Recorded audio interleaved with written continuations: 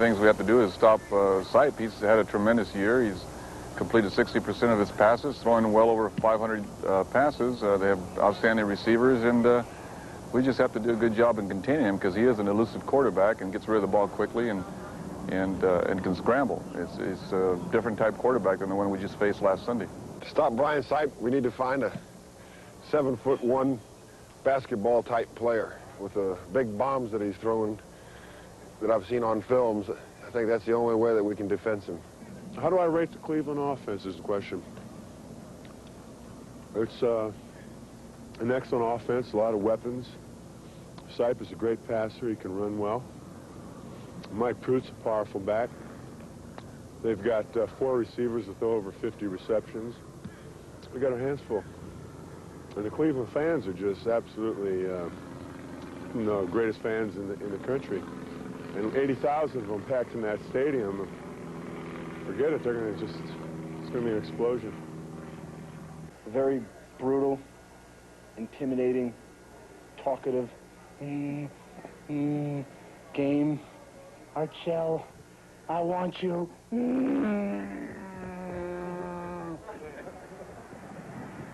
I'll tell you, Brian, Alzado's best weapon against Archell won't be boxing gloves. It might be ice skates.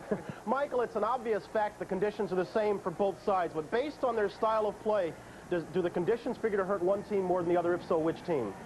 Not at all, Brian. I don't think it's going to benefit either team because the field is absolutely abysmal. And as far as the fans go, well, I don't think there's going to be many no-shows here, and that could benefit the Browns because there's going to be about 80,000 plus. Temperature at game time 0. Wind chill this morning 37 degrees below 0. So the weather is a tremendous and awesome presence that is very definitely going to affect play. Good afternoon, everyone, from Cleveland Stadium. I'm Don Crickey with John Brody. John, the Raiders with their defense, the Browns with their offense. But really, when you look back at the outset of the season, it's surprising now how well they did. A lot of people were picking them third in their respective divisions. Don, I think the reason they're both here is that they both showed that they were contenders, number one, but that they played well in the latter half of the season. Jim Plunkett, first for Oakland, came on and got them all started. Their defense picked it up after he got the momentum rolling. On the other side of the coin, Brian Sipe had one of the great years that's ever been in the National Football League. Statistics only tell a small part of that. So for both these teams to be here when they were picked to be mediocre and last is an accomplishment in itself.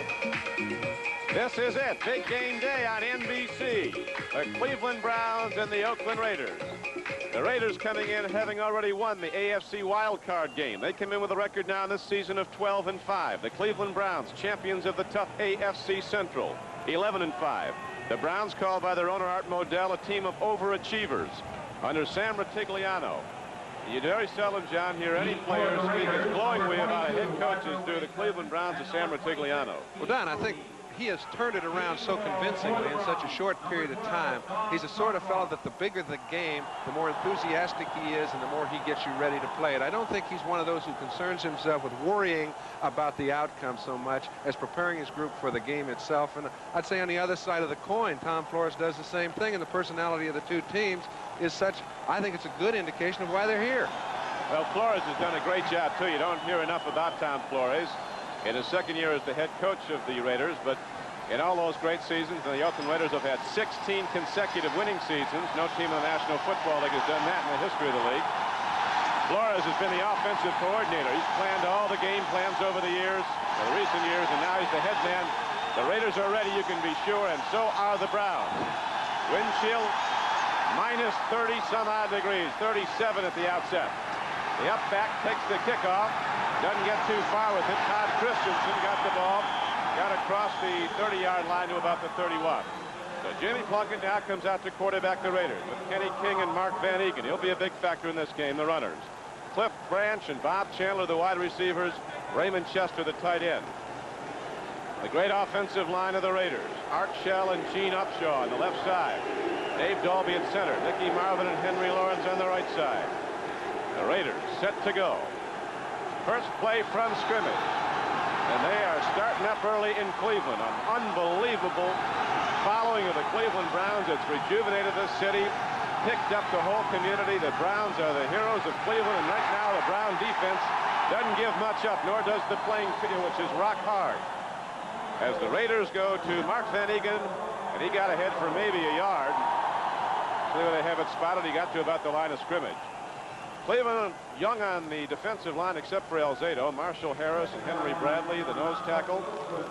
Along with Alzado, good linebackers in Charlie Hall, Robert L. Jackson, Dick Ambrose, and Clay Matthews. Bolton had a great year at the left corner. Burrell's a young player out of LSU. They liked him a lot. Darden and Scott, the safeties, experienced and good. Second down and over 9. Plunkett stands in, lets it go long, and Jim Plunkett wasn't anywhere close to his intended receiver. He was looking at Kenny King coming out of the backfield. Don, I think you're going to see an awful lot of things change throughout the course of the game as the players realize how good their footing is, or on the other side of the coin, how poor it is. The type of patterns you're going to see run are the type that don't take a lot of movement, not a lot of pattern running, anything where a guy gets going in one direction, across the flow, keep the defensive backs making their movements as sharply as possible, because you're not going to have any footing. That's all there is to it. They had the field covered, but when it came off, the wind whipped down and killed it into a hard playing surface on 3rd down and 9. Plunkett takes a deep look, goes way over Chandler, and as the ball came overhead, Ron Bolton put a slug on Bobby Chandler. Al Davis told us early, John, that he got Bob Chandler for one big reason. He's a cold weather player from his years at Buffalo. He catches it in cold weather, but not one like this. It's too high. He's one of the few fellas, I think, who will run his patterns better than most players will. They're going to double on Branch. They don't want to let him loose. It's going to be very hard executing all day long. You're going to see Bob Chandler in a position to catch a lot of balls. It's getting the execution done that'll be the tough part. On the other side of the coin, Cleveland's got their work cut out for them, too, because they got to this playoff because they put the ball up in the air. And the conditions today do not indicate that. Well, now we're going to have a punt from the Oakland Raiders' Ray Guy. Snap's good. He gets off a punt, doesn't carry too deep. It's going to be taken by Keith Wright. Crosses the 30. He's caught. Ball is blown dead at the 30-yard line. There's going to be some turnovers. You can count on that. Ray Guy with that absolutely unbelievable punting day against Houston in the wild card game, when he kicked 9 for an average of over 51 yards, kicked that one 44. Brian Sipe, the #1 quarterback this season in the NFL at quarterback. Mike Pruitt, a big back from Purdue, and Calvin Hill, the veteran, will be the starting runners for the Browns. Dave Logan, Reggie Rucker, and Ozzie Newsome, all with over 50 receptions, the receivers. Good offensive line. They don't let Sipe get hurt very often. Deacon, Shepard, DeLeo, and Delamalier. And Cody Risen. Cleveland with its first possession. 1st down and 10 for the Browns at their 30. Sipe goes right after the deep throw, and he's going to Logan. Screened off the ball by Dwayne Osteen. So the Browns come out pitching, as you were pointing out, John. They got here throwing the ball, and Sipe's ready to go despite the weather. I don't think there's going to be any change of the way they attack, whether or not they throw the ball a lot. They will throw the ball an awful lot, because Oakland would love to have a team running the ball on 1st and 10, because guys like Matusik, Kinlaw, you name it, those down linemen have been very strong against the run all year. They've shut teams down to 40 yards a game less than they did last year. There's the defensive secondary. The Raiders have intercepted more than any team in the NFL. They have 35 interceptions as a team. On 2nd and 10, Calvin Hill gets the call, and the big back from Yale takes it straight ahead to the 35-yard line, a gain of 4 yards on the play. Be 2nd down at 6. Dave Browning made the knockdown, defensive right end. Matuzak, Kinlaw, and Browning across the defensive front of Oakland. Don, the offensive line of Cleveland has 3 players going to the Pro Bowl. They match up very well against Oakland's defensive front 4. And if you don't handle them at the line of scrimmage, they will dictate the outcome of a football game, as they did last week against Houston. 3rd down and about 5 for Cleveland. Ball just across their 35-yard line. There's no score early in the 1st quarter. Sipe stands in, sets up, gets time, puts it out there, and a free ball is in the secondary, incomplete. Came into Calvin Hill, and that ball was skirting free in the secondary. Don, you'll notice Calvin Hill was a ball carrier on the 2nd play of the game, an intended pass receiver on 3rd down. They've started him today for the first time all year for 2 reasons. 1, so he can protect Brian Sipe. Number 2, so he can run pass routes. He'll carry the ball a little bit, but he's in there because this is going to be a day, in their opinion, they want the experience. They want the guy that is not going to let someone free on Brian Sipe. Now back to receive the punt, Keith Moody for the Oakland Raiders. Johnny Evans in to punt for the Browns. Hits the ball at his 25. Looked like somebody got a piece of it. It goes downfield and takes a Cleveland roll low. Going to hop out inside the 30-yard line, roll down to the 28. And there, the Raiders will go on offense for a second time in this playoff game. Arthur Whittington is now in the backfield of Oakland, along with Van Egan. Third down and 5 for the Raiders. Plunkett lets her go long. Chandler going for the ball. It's intercepted by Cleveland's Ron Bolton. He was their leading interceptor this year. That was his 7th, so the Browns get the first turnover. Although Chandler fought him for the ball all the way down, but Ron Bolton gets the interception here. Watch it again, John. I'll tell you, Don, that was as good as a punt. Very few people can punt the ball that far as Jim just threw it. Obviously, it's always fun to intercept the ball. You gear yourself down as a defensive secondary player to pick up anything that comes in your area. Ron Bolton on that particular occasion was 15 yards back of the line of scrimmage. Calvin Hill has been a great one. 6 touchdown receptions this year for the Browns. They call him the pinch hitter. He comes in and hits the home run for him, making those receptions. Third down and 10. Sipes only completed 1 of 6. Look at the interception by the great Lester Hayes. The man's a phenomenal football player. Lester Hayes with his 16th interception of this season. He had 2 last week and 13 in the regular season, and he had 4 other ones that were negated by penalties. Don, when you see Lester Hayes, he's playing bump and run. Now, if you're a quarterback, you say, hey, he's playing bump and run all over the field. I've got to be able to get to Reggie Rucker. He's got him one-on-one all over the field. He might even fall down. Lester Hayes intimidates people. It's why he's gained 13 interceptions this year, is because teams are reluctant to let him get away with that. However, he's winning at his own game, having the greatest year of any cornerback for several years. He and Hendricks have been so outstanding, the Raiders have just gone with him. Well, they challenged Lester Hayes, and they came up empty, and now the Raiders have the ball back. Interception each way so far in the game, and a 1st and 10 play. Robert L. Jackson comes in and makes the stop on Kenny King. You remember Ron Bolton had the interception earlier. Game clock down to 6:20 to play in the first quarter. No score on the board or anything close to it so far.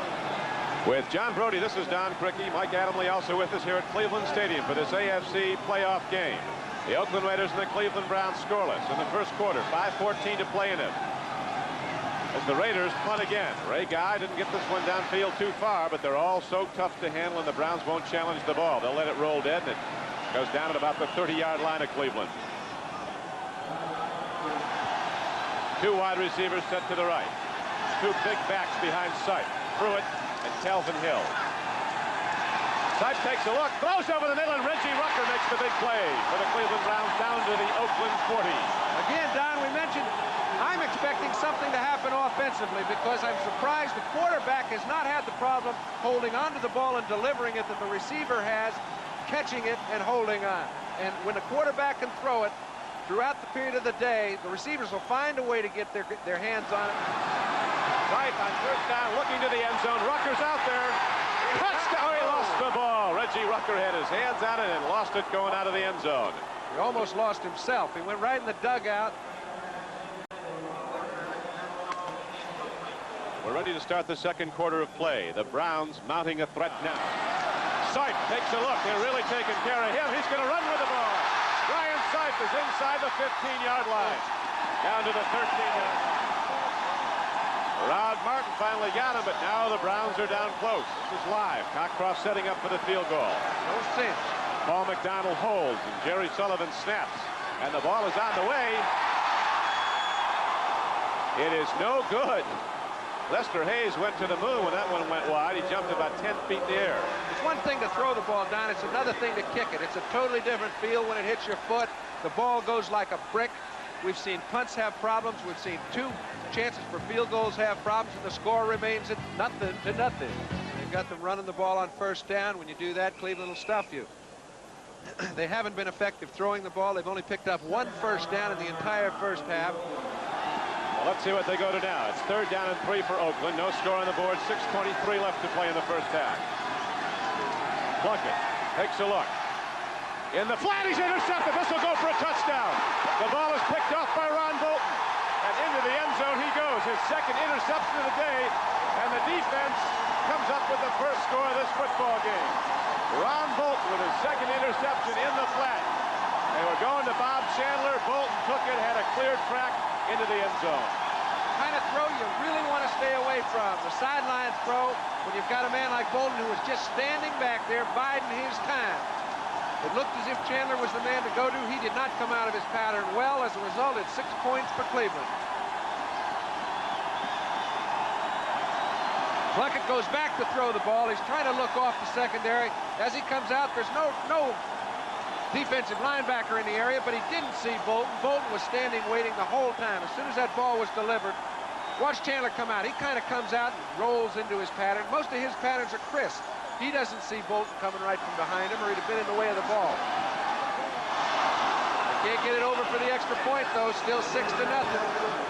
We're told from the sideline, John, that it was Ted Hendricks who got a piece of the extra point attempt by Cockcroft. He wasn't going very high. I'm not sure it would have gone in anyway. Plunkett is 3 for 12 throwing the ball for 21 yards. He's been intercepted twice. Look at Bob Chandler. Did he get the ball? There is a reception. We're talking about Al Davis saying Chandler's a cold weather catcher, and that was a superior play by Bob Chandler. He can catch a ball in a swimming pool. He's just a great receiver that is really hampered because of the conditions today. Plunkett throws the ball in between the seams. We mentioned he wasn't having much success doing that. Had some success on that occasion, and Chandler made a great catch. Branch and Chandler are both wide right. Here's Kenny King coming in motion to the near side. Plunkett stands in. They're giving him more time now. Raymond's caught. Raymond Chester down to the 2-yard line, so the Oakland Raiders are now point-blank range. 1st and goal from the 2. Don, that was an absolutely perfect throw by Plunkett. He was in a situation where he had Kenny King in motion out to the other side. 3 men on 1 against Chester. He put the ball where it had to be thrown at a perfect time. Chester cradled it with his body. Comes down with a 1st down inside the 5. This drive has been vintage. The Raiders come out with one of the biggest, toughest forward walls in football. Lining up to power the ball at Cleveland and try to tie the game. Endo. Fumble. Free ball. The Raiders recover. Boy, that's a break. Van Egan took first. He slipped when they were trying to hand the ball off to him. It's absolutely frozen solid down there inside the 5-yard line. He couldn't get a grab on the ball when he got it because he came out having slipped to start off. You see, he got a late start, never gets the ball in his grasp. When he does, it bounces right up to him. Place is rocked to the cheers of 80,000 Cleveland fans so many Sundays. 3rd down and 2, I'm sure. Oakland has discussed whether to go for 2 plays or 1. Van Egan takes it into the end zone. Touchdown, Oakland Raiders, and the football game is tied with 18 seconds to play in the 1st half. Great movement, Don, by Mickey Marvin and Henry Lawrence. Those 2 guys moved the defense of the Browns a yard and a half back, and that's the only way you're going to gain any yardage today. Get your offensive linemen to do their job because nobody can bowl anybody over. Excellent play. Number 70, number 65. Get the defenders on the ground, allow the back to go over the top. So now Chris Barr comes out. He had an excellent playoff game against Houston. Chris Barr, 3 for 3 in extra points, 2 for 2 in field goals in his first playoff game ever last week. I think it'll be a little easier for a sidewinder to get the ball up in this weather. We'll see. Might break his foot, but I think he can get it up. Bob Chandler holds. The extra point is up and right down the middle. So Chris Barr delivers, and it is now an Oakland Raider lead 7-6 with 18 seconds left to play in the 1st half. Barr hit it, sidewinder, no problem on the extra point. 7-6, Oakland leads. 6 seconds left in the half. As Sight throws long. Logan's going for the ball. Lester Hayes intercepted another one. The man is absolutely phenomenal. 17 interceptions he has this season. 4 in the playoffs. Lester Hayes of Texas A&M. He's playing the only way he should play at this time. He was playing 25 yards deep. They figure if we're going to have a go at it, let's try him again. See if he can come down with this one. Well, I know what I'd do with him, John. I'd put him on offense, too. Lester would be going both ways for me today because he can catch it better than anybody out there. He does pretty well just going the way he does. Here goes Logan down the field. You know he's not going to get behind Hayes. A lot of fellas be content just to bat it down, not Lester. Put another skin on the wall. So the Raiders rally back and take the lead. That's the end of the 1st half. With the score, the Oakland Raiders 7, the Cleveland Browns 6. With 6 first downs. The Raiders culminating a 64-yard drive with a 1-yard touchdown run by Mark Van Egan, and the subsequent extra point by Chris Barr have taken the lead 7-6 in the game. Don, the kicking game has been a big factor. So far, the Browns have had much better field position than the Raiders. The Raiders put together 1 good drive throughout the entire 1st half. It happened late. Other than that, they were totally nullified. And I think when you look at the passing stats, they give you an indication of the conditions that exist. Although they don't get much reception-wise, they've got to go upstairs because nobody can run one another off at the line of scrimmage. Plunkett hit 7 for 18. Brian Sipe perhaps had his worst statistical day of the year, 4 for 18. However, I don't think it'll have any effect on what he's going to do in the second half. The receivers are going to have to find a way to come up with the ball when it's thrown. Browns are back out on the playing field, and so the 80,000 file back in. So now it's 4th down, and Don Cockcroft will try again. You'll recall in the first half he missed 2 field goal attempts and an extra point. Paul McDonald will hold.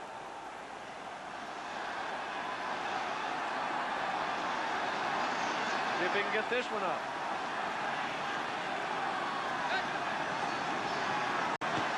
He got it up. Don Cockcroft drills it down the middle, and the Cleveland Browns take the lead. It's 9-7 Cleveland with 11:29 left to play in the 3rd quarter. So they've got something to cheer about once again in Cleveland, and the Browns will be kicking off when we come back.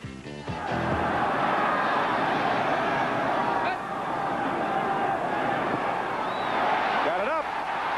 Got it through. And the Browns extend their lead to 12-7. Very good hold, I'll tell you. We saw McDonald come in with 2 gloves. Some are playing with 1. He gets total control of the ball. We'd say, hey, anybody can suck it up and play without gloves if you're only in once in a while. He feels he's got a better edge wearing them. It went through 12-7. Nothing moving on the waterfront of Lake Erie today. But there's plenty going on in one of the famed ball yards in the National Football League, Cleveland Stadium. The chill factor 30 degrees below 0. This is Don Criqui with John Brody as we're ready now for the start of the 4th quarter. Jim Plunkett and the Raiders with a long way to go. They have 2nd down and 11 from their 19-yard line, and Cleveland is in the lead 12-7. Hand off to Kenny King. Fighting and working hard. Kenny King comes across the 25-yard line to the 26. 3rd down and 4 now for Plunkett and the Raiders. Look at that. Underhand he goes to Mark Van Eegen. He's got a 1st down and more. As Jim Plunkett gets innovative, shuffles the ball underhand to Mark Van Eegen, and the end result is a 1st down out to the 39-yard line. I'll tell you, innovative is underestimating it because he was looking for survival. He's waiting for somebody to get open downfield. Van Eegen uses his head, slides off the block, puts himself in a situation where he can pick up the 1st down by eluding 1 linebacker. He does, and it's 1st and 10 Oakland. All right, look at Lyle Alzado mentioned how tough it is against Art Shell. They're trying to play games, anything to get in on the passer, to no avail. 13-yard gain on that pass play. Now on 1st down, Plunkett throws, and Branch comes down with the ball. And now the Raiders have crossed midfield. And in the cold of Cleveland, they're down to the 42-yard line with 13:28 to play. Again, now he throws it underneath. Branch has been double-teamed most of the day. They've been rolling in a zone to his side. This time he eludes the 1st man up on the roll, gets in between the linebackers. You let Cliff Branch get in between linebackers, and he can operate.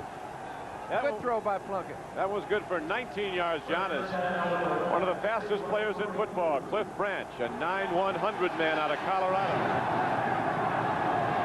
2nd down and 10 for the Raiders. They're trailing 12-7 in the 4th quarter. Plunkett guns it long. Raymond Chester catches the ball all the way down at the 16-yard line. That's a great catch, Don. That's the best catch we've seen all day long. Chester caught one earlier where Darden was all over the top of him, as he was this time, but he didn't have to turn his body around and catch the ball in his hands. We mentioned the receivers have become a little bit more accustomed to it, but this is just a great catch. Well thrown ball, but a great catch. 9:26 to play in the game. And the Oakland Raiders trailing by 5 points. John Brody. Don, you know, when they went over on the sideline, they called a timeout to make a decision. Are they going in 2 downs, or are they going to try for a field goal? They're going in 2. I don't see any way they try. Plunkett might call his own number. Van Eegen makes no doubt about it. Mark Van Eegen crashes into the end zone, and the Oakland Raiders take the lead. The Raiders take the lead 13-12 with 9:22 left to play. Van Eegen with 2 touchdown runs from a yard out. Don, I do not know what the effect of the wind is, but I notice all the drives have been going this way, the way the Raiders are going right now. It seems to be a little bit easier to move the ball down the field. We mentioned that Cleveland was getting the best of it early in the ball game. They did not turn any of their plays, their drives into touchdowns. As a result, Oakland comes back late with a little bit of momentum. Now they've got the lead 13-12 and the right direction. Statistician Steve Dans pointing out that one was an 80-yard drive in 12 plays. Chris Barr tries the point after. He makes it go. And so Barr with his second conversion after a second Mark Van Eegen touchdown run, and the Oakland Raiders have 14 points on the board and a 2-point lead with 9:22 left to play. With the Raiders up 14-12, the Browns have a long way to go and not a whole lot of time remaining. But they got a whole lot of enthusiasm existing in the stands. They stood up right now. They know the game is getting underway. 4:39 left to play. Brian Sipe calls his own number. Takes off. He's not. Oh, free football. A free ball. Lester Hayes again goes up in the air about 10 feet, so that means the Raiders have the ball. Don, you just know there's a chance of a turnover when a quarterback has to run the ball and cannot find an area to get out of bounds. 3 or 4 times in a ball game, if you get away with it, you're fortunate. Here comes Hendricks trying to put some pressure on Sipe. Henry Shepard has him patrolled. The problem was Reggie Rucker fell down just as Sipe was trying to hit him. That's the only option he had left, and that ball went popping. Burgess Owens, who came to the Raiders for a 6th-round draft choice from the Jets, where he'd twice been a Pro Bowl player. I don't know who hit him, but there was quite a collision in there.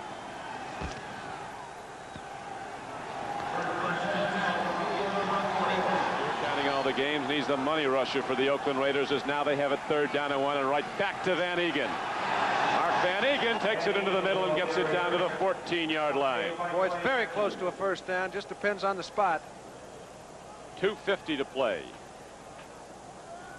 Raiders think they have the first down. This is when first downs become all important, and I don't think they got it. Looks like they spotted the ball about a foot short. Now it's decision time, because if they didn't get it, do you go for a field goal, take the chance on it being blocked, but get yourself over three-point lead? They're about 6 inches short. Of course, the Browns could still win it with a field goal. They're down by 2 points. Short yardage situation. The Raiders are going for it, but look at Dick Ambrose. He knows where the ball's going. It's the inches that make the differences in the big games. Ambrose has stuffed the middle all day long. 4th and an inch. And the clock running. 2:39, 2:38 left to go. Oakland 14, Cleveland 12. 3 tight ends are in. Derek Jensen in motion. They go to Van Eegen. He didn't get it. I don't think he got it. The Cleveland Browns come up. Making the strike was Robert L. Jackson and Dick Ambrose. The lineman cleared out the lineman, and the linebackers took charge. The Browns offense has come out. They're quite sure that Oakland didn't get there, but the ball has to be spotted, and then we have to check. Well, if they spot this one over the first down marker, they have made an unjust decision, because those linebackers are on the other side of the line of scrimmage. Ambrose again, yeah. Robert L. Jackson. No way he got there. It's very close by the spot. No, that's correct. All right, they start up in Cleveland. I wouldn't feel too good if I was an Oakland Raider right now.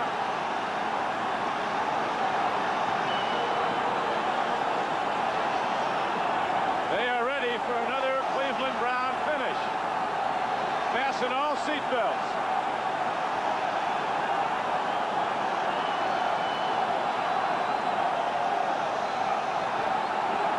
The cardiac kids, they call them.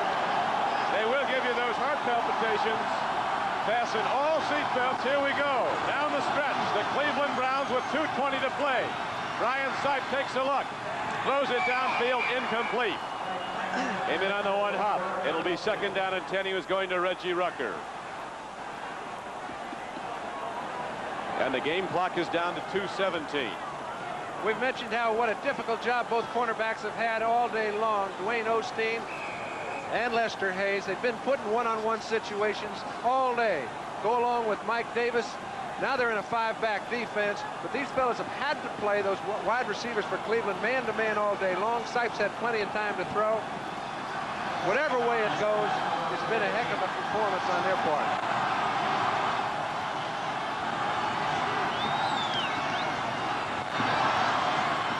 A throw down the field. The ball is caught by Ozzie Newsome, and he almost broke it. Ozzie Newsome gets out to the 44-yard line. And on 2nd and 10, the Cleveland Browns get the big gainer. 1:19 to go. 14-12 Oakland. Monty Jackson in the ball game for the first time. Sipe stands in, throws. Greg Pruitt caught the ball inside the 30. Greg Pruitt, who's had an injury-troubled year, the great back from Oklahoma, goes down the field and goes up in the air and comes down with the ball at the 28. They're picking the vulnerable area. They've got Osteen in the middle of the field playing man-to-man on a back. Sipe is not going to let that go untried. Osteen's had a lot of success. He's lost a few throughout the afternoon.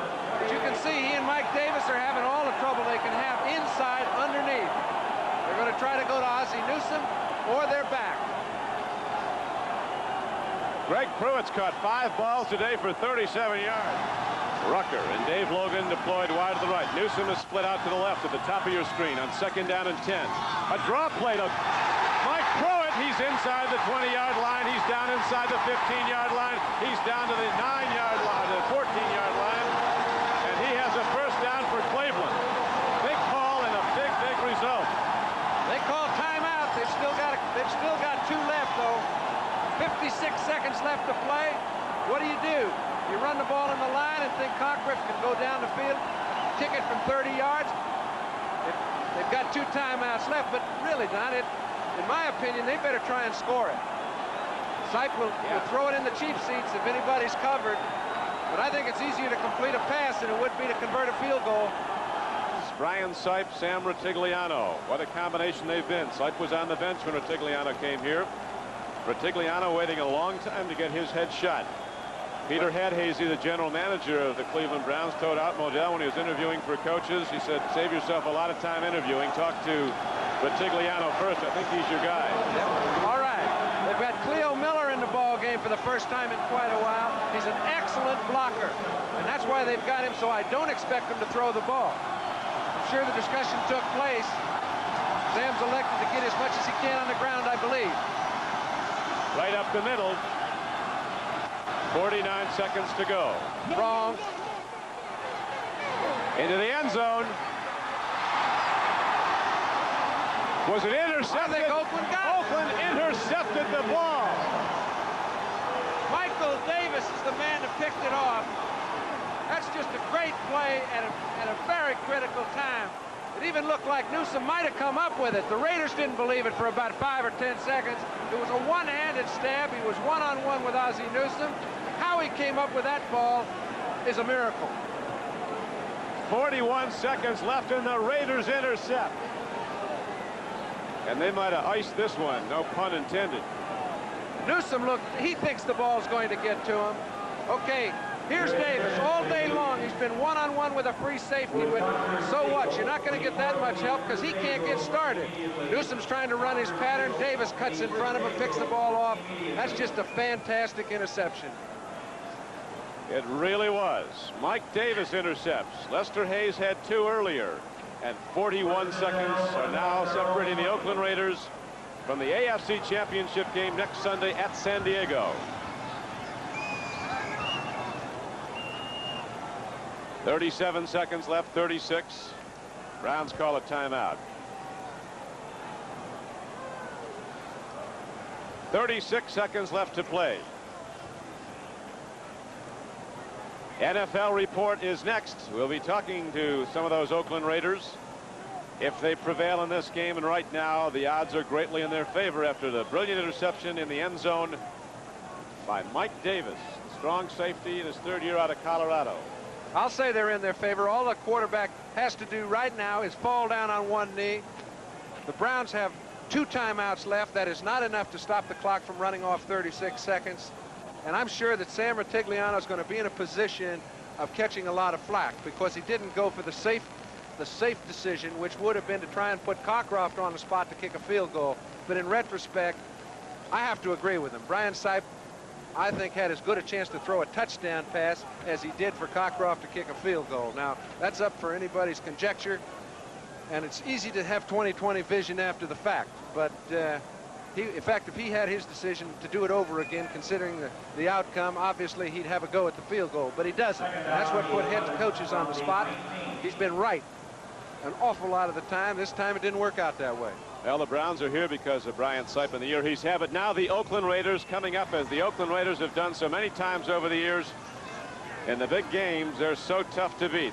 The winningest consecutive years franchise in the history of the league. 16 straight winning seasons at Oakland. And now the wild card Raiders, as the clock winds down inside 20 seconds, are ready to head to San Diego in the AFC Championship game against their arch rivals from the AFC West, the San Diego Chargers. And you'll see that next Sunday, beginning at 4:30 here on NBC. What a victory for the Oakland Raiders, coming from behind twice in this game. And they win it as the clock goes down and out. And let me make one comment, Don. The Cleveland Browns were knocked out of the playoffs the same way they got there. In the last couple minutes, Brian Sipe brought them back, got points on the board, brought them into victory time and time and time again. Today, he died by it. We'll be back at Cleveland Stadium with the Oakland Raiders, the 14-12 victor, right after this. Where the Oakland Raiders, coming from behind twice in the game, have defeated the Cleveland Browns 14-12 in this divisional playoff game. And so now the Raiders become, I believe, the first wild card team to advance to the conference championship game.